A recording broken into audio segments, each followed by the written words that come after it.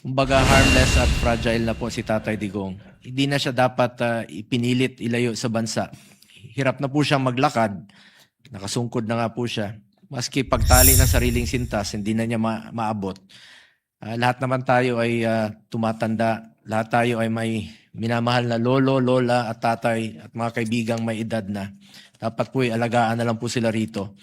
Ang sakit na makita na yung taong binigay ang lahat para sa atin, ngayon ay mag-isa sa isang kwarto sa banyagang bansa. Sana muling magkaisa ang mga Pilipino. Sana matuldukan na ang pagkawatak-watak nating mga Pilipino. Imbis na umunlad, bigla tayong umurong. OFWs nga, pinapauwi natin. Noong panahon ni dating Pangulong Duterte, yung iba nagre-raise po ng funds para pambigay po doon sa blood money, no? Na para mapauwi lang po yung ating mga kababayang OFWs. Yun po yung ginagawa namin noon, na ginagawan po ng paraan na makauwi dito yung mga kababayan nating Pilipino. Senator Go. Thank you, Madam President. Members of this August Chamber, I rise today to mark a date that for many Filipinos will never be forgotten. Nagkataon rin po, exactly today, 1 year na po, no? March 11, 2025. Last year, on this very same day, was one of the saddest days in our history.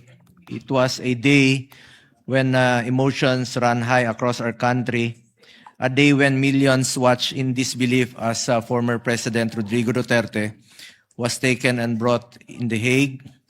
Nakakalungkot po na alalahanin ang mga nangyari sa ating mahal na dating Pangulong Rodrigo Duterte na nagsakripisyo at ibinigay ang lahat ng kanyang makakaya ayon sa batas, bunsod ng kanyang labis na pagmamahal sa ating mga kababayan, lalo na sa mga mahirap at ordinaryong Pilipino.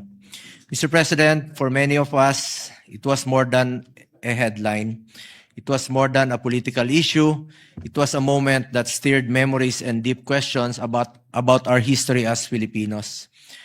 For in that moment, we saw not just a former president, but a man who once carried the mandate of millions, a man who rose from his humble beginnings in Davao City and stood at the helm of this country. It is true, Mr. President, that there are moments that divide our opinions but unite our emotions.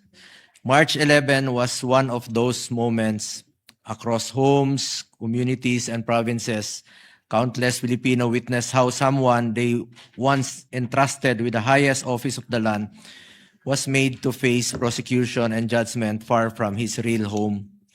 Akalain ninyo, Mr. President, isang taon na pala ang lumipas. Ngunit parang kahapon lamang nangyari ang lahat, sapagkat ngayong araw na to,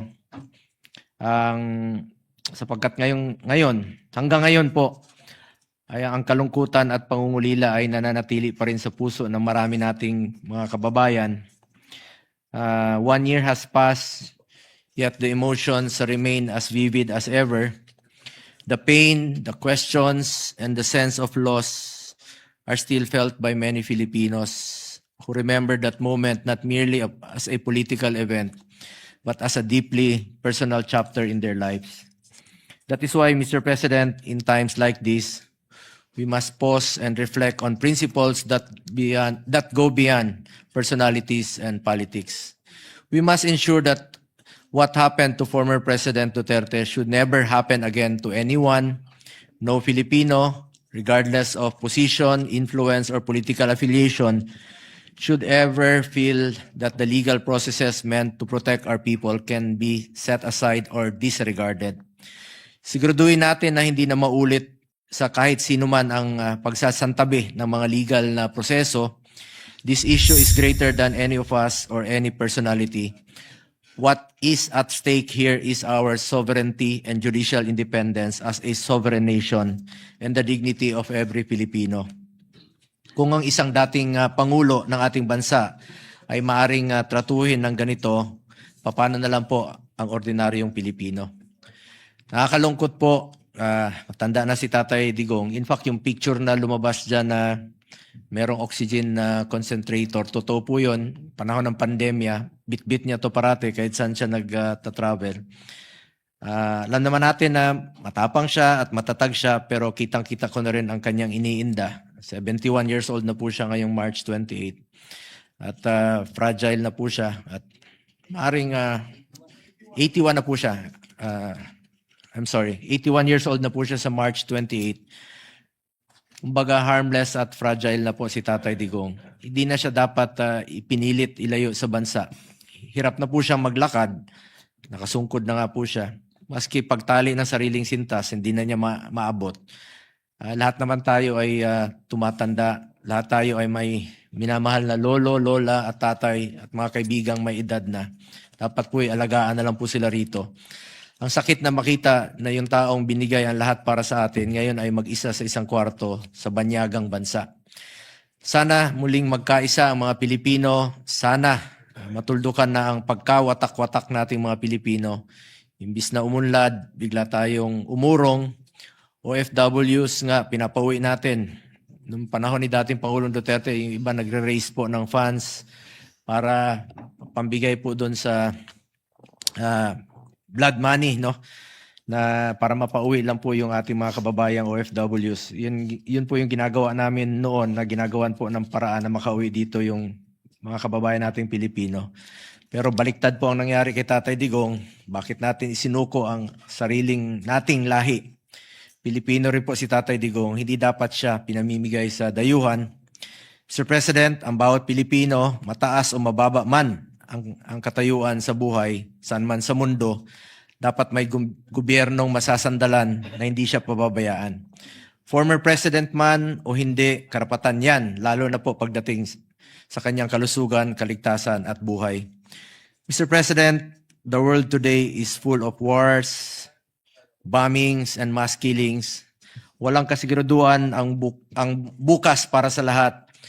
We will never know what will happen tomorrow, and in times like this, let us take it as a call for Filipinos to come together. Let us stand as one, no matter our status, our color, or our political beliefs. Siguraduhin natin na ang bawat Pilipino, anuman ang kanyang estado, kulay at paniniwala, o kinabibilangan sa politika, ay protektado at nirerespeto po ng estado. And today, wherever history ultimately places our former President Duterte, one thing remains undeniable. He became a defining figure in the lives of millions of Filipinos. Finally, Mr. President, I humbly ask for everyone's prayers for former President Rodrigo Duterte, prayers for his health, his safety, and his well-being. May he be protected, guided, and keep strong as he faces the days ahead. Maraming salamat po, Mr. President.